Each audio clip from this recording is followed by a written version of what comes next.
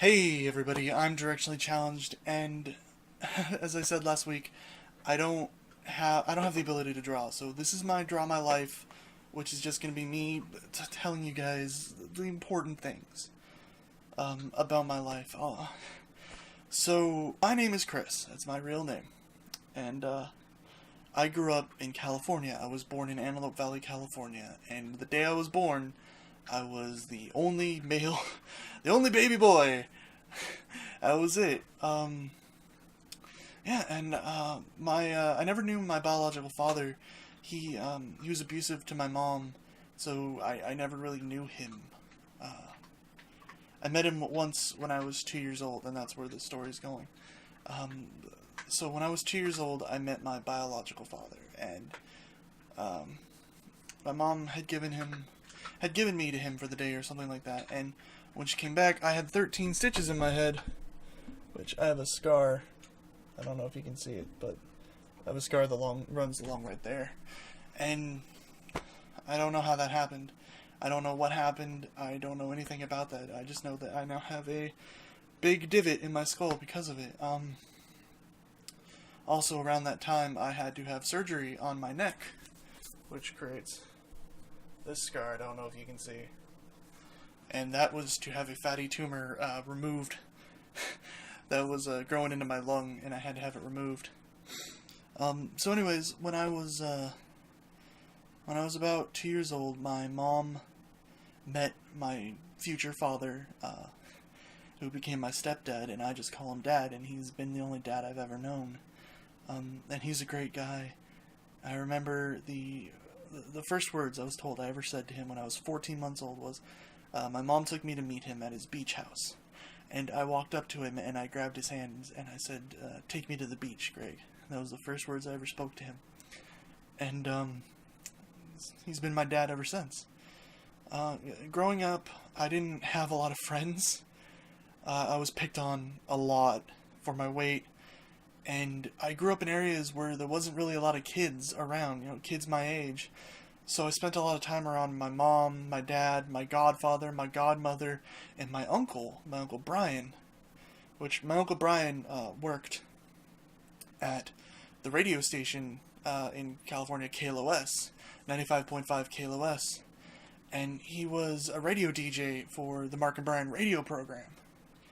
So we used to go up to his mansion a lot in Beverly Hills, and I would spend, some Christmases there and other holidays. And I remember my parents would get drunk and they'd go upstairs into his studio and they would sing songs like Africa by Toto and Crosby, Stills and Nash and all these other songs like Meatloaf. And those are some really happy memories I have as a kid. My mom worked as a photographer for a very long time, and my dad worked at McDonnell Douglas before it was taken over by Boeing. And they both worked many hours, and it was very stressful on my mom, and she took a lot of that stress out on me. I remember being yelled at and screamed at a lot, and if I cried, I would get yelled at more and told not to cry, boys don't cry and all that other shit. And I remember when I was 8 years old, I broke my right arm. Well, broke my right wrist. I was riding my bike and I hit a bump, and I remember I was going towards this, towards this tree when I hit the bike, and my handlebars twitched, and I was going towards this tree like this. And when I woke up, I was away from the tree, and the bike was on top of me, and I was laying on my arm, and I remember it hurt so bad, and my friend Rebecca, who came out, and she walked me home, and I remember my mom yelling at me to stop crying, because I couldn't stop crying, because my arm hurt so bad, and I remember her yelling at me, telling me to stop and stop, and eventually my dad took me to the hospital, and we found out I fractured my wrist, and I had to get a cast. And that happened a few times. Shit. When I was 8 years old, my mom also got into a car accident and could no longer do photography. She was being scouted by National Geographic, actually. and she could no longer do that, so she became a casting director. And she actually casted, she was part of Bill Dance Casting. And Bill Dance Casting did things like Fight Club, The Grinch movie, a few other movies. One of them was like a Nickelodeon movie, and one of them was like about Milo, like Chasing Milo or something like that. I can't remember exactly what it's called, I'm sorry. She also did a lot of like music videos and stuff, and I've been on, like, I've met Billy Corrigan, I've met Adam Sandler, I've met Whoopi Goldberg, I've been in music videos. I was in a music video with Kelly Osbourne, Come Dig Me Out. I was an extra in that. I've done a lot. I was an extra in Sugar Ray Answer the Phone. I was an extra in Little Nicky. I was a little kid crying during the basketball scene. I met the Harlem Globetrotters, and I've had these interesting things happen. And as interesting as that was, because of that, I missed a lot of school as a kid, and I remember I was always missing these assignments, and I was always doing badly. And I remember when I was 11, breaking my left arm at my buddy's birthday party, and I didn't cry that time. It broke, and I was just fine. I developed an amazing pain tolerance. But I remember during that time period, like, my left arm was busted, my mom was doing all this stuff, and she was never home, and my dad came home real late, and, like, I didn't want to do homework, so my arm hurt, and I started doing really bad in school, and I was around 11, and it got worse. And when I was 13 years old, my dad was laid off of his job, because McDonnell Douglas was bought out by Boeing, and Boeing laid off everybody. Just fucking everybody at McDonnell Douglas, and just switched it all out. And he disappeared. He was just gone for months, and I had no idea where he was, and my mom had no idea where he was. And my mom was always working all the time, so my friend Josh, his dad would come and pick me up. So for months, my buddy Josh would come pick me up, take me to school, and take me home. And I remember his dad would always play, like, these old country songs and these old yodeling songs, and I didn't care for a lot of them, but he played, like, Big John and Johnny Cash, and I really loved those. Like, that's where I found out I really loved, like, Johnny Cash. But during that time, when my dad was gone and Josh was picking me up, there were times where I'd always forget my fucking keys, and I would have to go into the backyard and go to my parents' window and take the screen off and open up the window and climb through the window over their dresser, and I would just, like, I'd have to just fall onto the floor, and I'd have to fucking close the window, go back out, unlock the front door, go back into the backyard, put the screen back on. And to get through that window, you had to crawl through rose bushes. So I was cut up and had to do all this shit. And I was living with my aunt. I remember that. And during that time, I wasn't eating a lot because, like, my dad was gone, and I didn't know where he was, and we didn't know anything about it. You know, we knew nothing. And so, I remember my buddy who lived next door to me. He was like a brother to me. His mom was like a second mom. A lot of the times, they would take me in, and her name was Michelle. That was my buddy's mom's name, Michelle. And she would feed me. You know, she would always ask me if I wanted to eat. You know, if I wanted to eat something. And his uncle Pete would always ask me over to barbecues and stuff. And they were like my second home. And I really miss them. Like, a lot. I miss them a lot. And I miss California a lot. But I'll get to that. So, we eventually found out, we got a call. I lived in Long Beach, and we got a call from Bakersfield, which is like 2 hours away, that my dad was in the hospital there. And it turned out he had been hit by a semi-truck, and his right hand went through the radio, or the stereo, whatever, and had to be reconstructed, like, bone by bone. They had to go in and put it all together. He had a rod in his leg, his hip was shattered, and the only reason he survived is because he's a bigger guy, and they said that his fat prevented the steering wheel from going up and crushing his chest. So that's the only reason my dad lived. So being fat can be okay. He's not doing well, though. He's still not well. He's never recovered.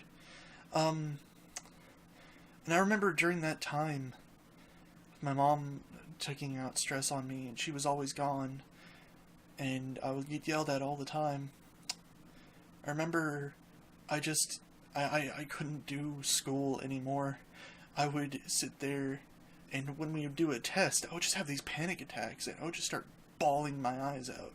And I just couldn't do it, and I kept failing and failing, and I had to repeat I almost had to repeat 7th grade. I had to go through summer school just to get my grades up so I didn't have to repeat the year. And I remember the principal calling me into his office, and he's like, "Hey, are you okay? What's going on, Chris? Are you okay? Are you alright?" And I was like, "Yeah, I'm fine, yeah. And I just blew it off. And when anyone would ask me, I would just kind of blow it off, And I remember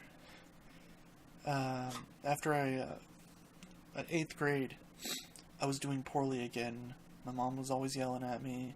Every time my grades came in, I would get yelled at and screamed at. And I remember my dad yelling at me, "God damn it, Christopher," and all this other stuff. And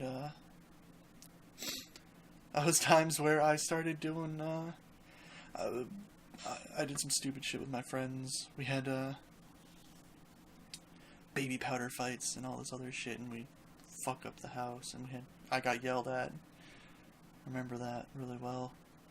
And I remember fighting through 8th grade and working my ass off and doing as much as I could and pulling up D's and F's into like C's and B's, and I just fucking made it, and I graduated 8th grade, and I was fucking done. And after that, I ended up being homeschooled for high school, which I did that for 2 fucking years. And then I decided I don't want to do this anymore. And I told my dad, and he's like, "Alright, I will give you the test. You can take the GED exam. And if you pass, you're done." I took my GED. I passed it at 16 years old. I'd only done like 2 years of high school, and I passed, and I was done. And after that, I pretty much I rarely saw any of my friends. They got really into drugs, really into drinking, and I just wasn't into it. I didn't drink. I didn't do drugs. I didn't do pot because my friends would get into pot and it would give me migraines, and I found out pot I get migraines around it. So I didn't do that. And 18, my appendix ruptured for 2 weeks. It was ruptured for 2 weeks. I woke up after surgery. So my appendix had been ruptured for 2 weeks, and I woke up from surgery, and the doctor told me, "You should be dead." Those were the first words that I heard when I woke up. And that was during the writer's strike, and my mom lost her job, and my dad was on disability. Go away, Teal! No! So, my mom lost her job, my dad lost her job, we ended up having to move from California to Missouri. And that was not a good time for me. I ended up getting my first real job outside of working for my mom, which I would work for her and do casting assistant, casting director, and production assistant stuff. But, I worked as a jailer. For 4 years, I worked as a jailer. And then, I had a panic attack. A stress-induced anxiety attack that led to a near-fatal heart attack. And, I had to quit my job. And after that, I couldn't hold one down. I couldn't hold a job down. I was surfing couches. I was going from friend's place to friend's place, living with them. I had to get food stamps. Yeah, I remember 4 years of doing that. About, or so. No, not 4. Like, like 4 years of that. I did that for about 4 years. The jail job gave me a herniated disc in my lower spine that pushes on my sciatic nerve, so my legs periodically go numb, and I have extreme nerve pain in my back. I have major depressive disorder, major anxiety disorder, and stress disorder. I cannot drive cars because I have panic attacks that I stopped breathing because of it. My panic attacks are so severe. And I tried to get disability for 4 years. 4 years I tried. And I remember going through the hearing and everything, and I was living with some friends at the time, and I lost my food stamps. They no longer would give me food stamps. And then I never heard from... I tried for 4 years to get unemployment. I never heard from them. I tried to get disability for 4 years, and they denied me. I lost food stamps. I was kicked out of that house that I was living in with my friends. I was kicked out, and I ended up having to move back with my parents. And that is when I decided to do YouTube videos. Yeah. I'm skipping the 2 attempted suicides in between that 4-year period. But I did. I tried to kill myself twice in that 4 years. And all of that has brought me to where I am today. Where I'm doing YouTube because I want to make people laugh. I want to bring people entertainment. I want to help people that are like me, that are going through pain and suffering. And I want to make people happy and smile and realize the joy in life. And it's the only thing I can do as a means of attempting to make any form of money, because I have no other methods. And at this way, at the very least, no matter how long it takes, I am doing what I enjoy and I can be happy. Anyways, that's my life. Thank you guys for sticking through. If you watched it all the way through, thank you. And see you later, navigators, and take care of yourselves. Bye.